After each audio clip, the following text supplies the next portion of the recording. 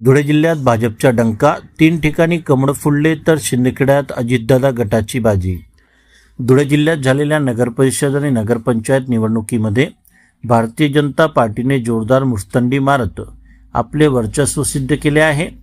धुळे जिल्ह्यातील 4 पैकी 3 स्थानिक स्वराज्य संस्थांवर भाजपने झेंडा फडकवला असून महाविकास आघाडीचा पूर्णपणे सुपडा साफ झाला आहे। विशेष म्हणजे दोंडाईच्या नगरपरिषद माघारी अंतीच बिनविरोध झाली असून येथे मंत्री जयकुमार रावल यांच्या मातोश्री नयन कुंवर रावल नगराध्यक्षपदी विराजमान झाले आहेत।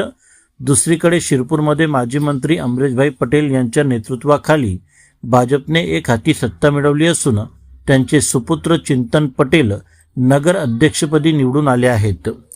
पिंपळनेरमध्ये भाजप आणि शिंदे गट आमने सामने आले होते, मात्र तेथेही भाजपच्या योगिता चौरे यांनी बाजी मारली आहे।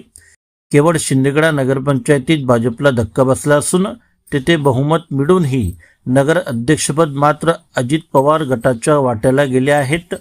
या निवडणुकीत उद्धव ठाकरेंच्या शिवसेनेला खातेही उघडता आले नाही, तर भाजप 50 जागांसह जिल्ह्यात अव्वल ठरली आहे।